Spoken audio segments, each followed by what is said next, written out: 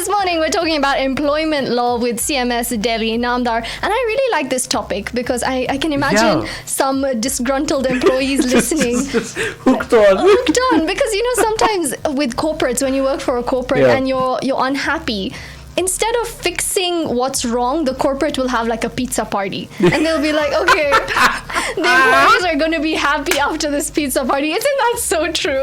I can't say much. No, this is for corporates, I was in corporates. You're giving a sneaky message out there. Well, apart from the pizza parties, I'm sure there's no law against that, unfortunately.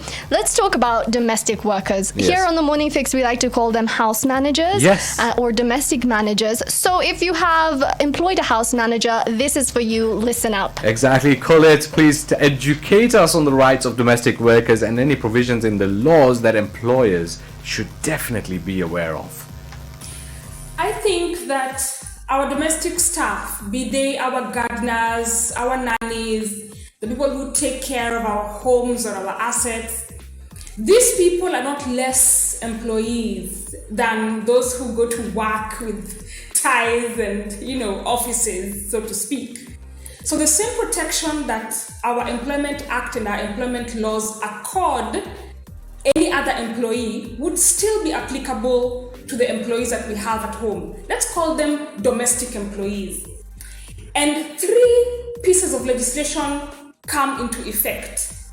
There has been the issue, the long outstanding issue of how much should I pay my nanny, for instance, or my house manager. And people always think, I'll just pay you what I can afford. 5,000, 7,000, 10,000. Forgetting the fact that there's actually a legislation that regulates what amount of money they should be paid, and it is specific to the towns or the municipalities that legislation refers to. And this is our regulation of wages, in brackets, general order. So you go there and there's a list of counties and a list of industries, a list of employees, definitions and workers, and what their minimum pay should be as at 2021. As it is right now, if you have a nanny, you are not supposed to be paying her less than 16,500. In the event that this person is to ever consider suing you, they would have to sue you for underpayment for the periods that they have worked, because the law protects them there. You want to have a look at the Employment Act and find out, under what kind of contract of employment do I have with this person? Your gardener, your car cleaner, your house manager. You need to put them on a contract that specifically sets out their terms and working conditions, their pay, and everything that the Employment Act captures should be in an employment contract, because that applies to them. You want to have in place your leave forms, because they will say, I worked for 7 years without having gone on leave. You want to have that put down, because this is basically what the Employment Act says should be in place with you as the employer.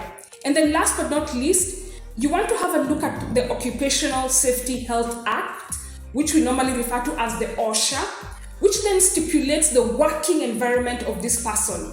Remember, you and I have the luxury of leaving our homes to go to an office, but this is actually this person's office. So in this person's office, what kind of conditions have you created for this person to work, including any protective equipment of their duties?